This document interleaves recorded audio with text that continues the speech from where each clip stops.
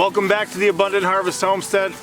I'm Papa Pepper, and in this video I'm going to talk about some more homesteading mistakes that we were still making in 2022, which I'm not going to make this year, and I really would rather not have any of you ever make this mistake either.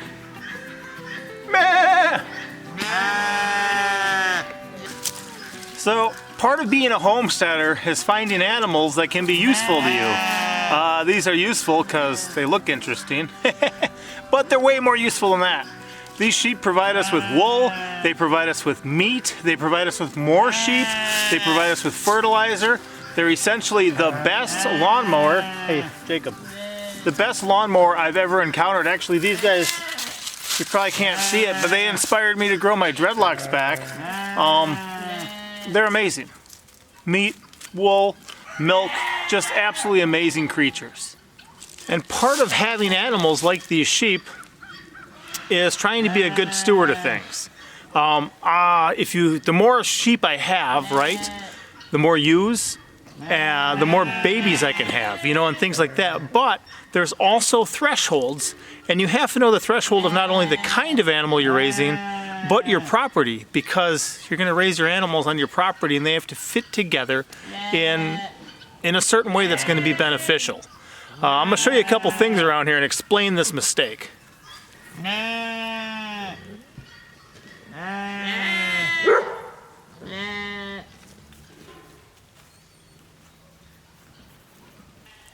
Primarily, there's three different types of areas as far as the terrain on our property.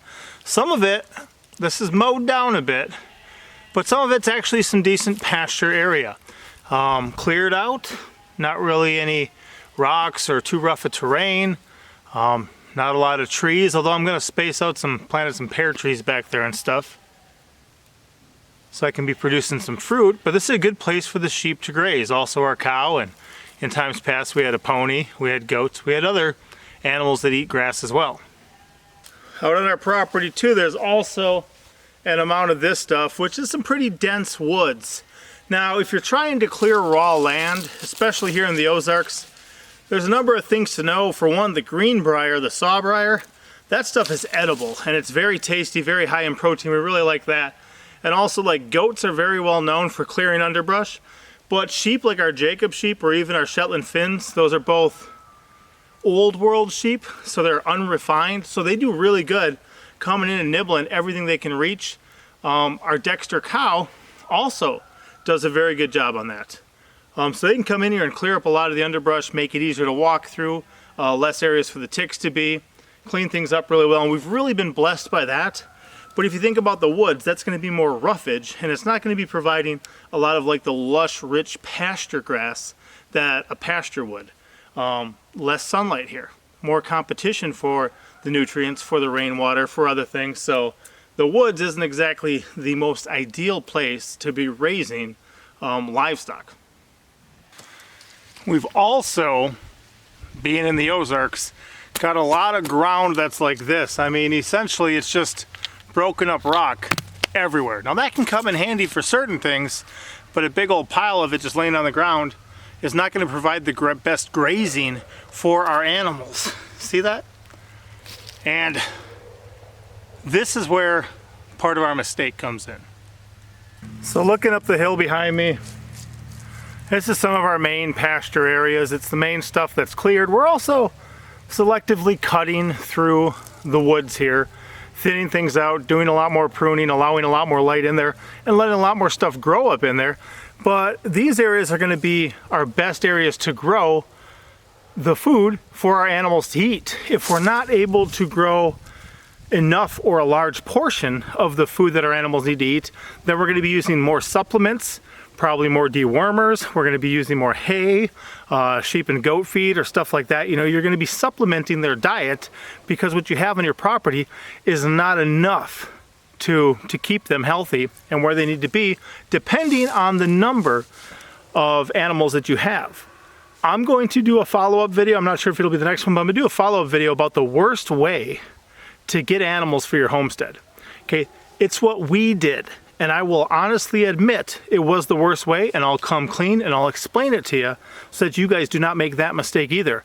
But one of the mistakes we were still making in 2022 was having too many animals for the pasture that we had.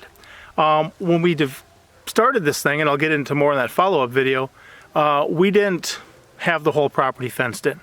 We didn't have lush green pastures just ready for animals, okay? We had a property.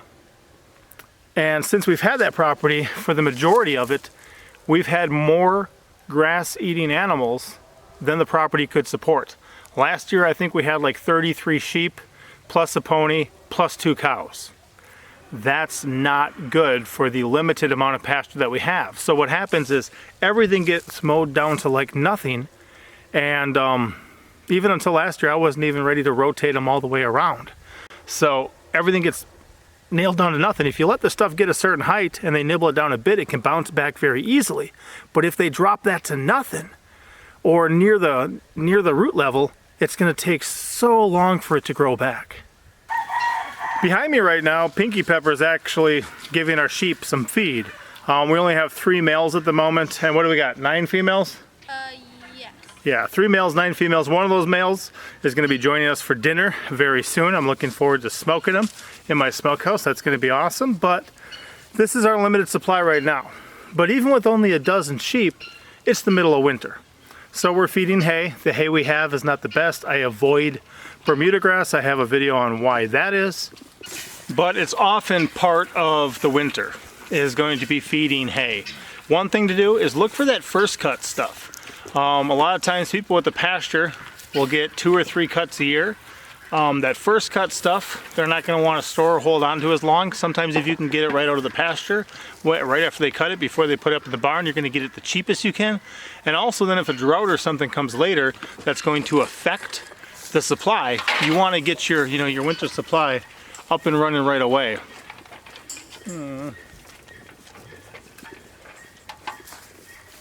So the basic mistake that we made was way too many animals for our property for the amount of pasture it produces. Now we're going to cut back even further this year, and we're going to do some real, selective choices on who we keep and who we eat and who we sell, that type of stuff. But we want to drop it even more. I want this to be lush. I want this to be amazing, and I want the animals to have more than they can handle all through the growing seasons. Even today, it just got too hot for this, even though it's the middle of January. That's one thing I really like about the Ozarks. In fact, right now we get basically all 4 seasons every week, would be the easiest way to describe it. But anyway, with reducing it from like 33 sheep plus 2 cows and a pony last year to only a dozen sheep and 1 cow right now, we're heading the right direction, and we're going to reduce this even more. I'm going to wait to get some lambs out of these, then make some decisions, and then go from there. But do not get more animals than your property can support if you want to be more self-sufficient. If I'm reliant on the feed mill or the feed store or other farmers for their hay, that's less self-sufficient than I am. And especially if when this should be producing, like in the spring, summer, or fall, if I'm having to feed extra hay or extra grain, then that's terrible. That's showing that something is wrong. We're dialing things in here. It's a mistake I was still making in 2022, and I do not want to make that mistake anymore ever again. It hurts. There's a lot of problems that can come from that. You're going to have less healthy sheep with more health issues. You're going to possibly lose some. You're going to, it's just going to be more of a struggle rather than letting them run themselves. I love not having to mow the lawn or trim things back. That's awesome. But it can be a little taller than what it is. So don't make the mistakes I do. Learn from my mistakes. Learn from your own if you have to. But that's a mistake we were still making last year that I'm done making this year. I'll see you next time. Papa out.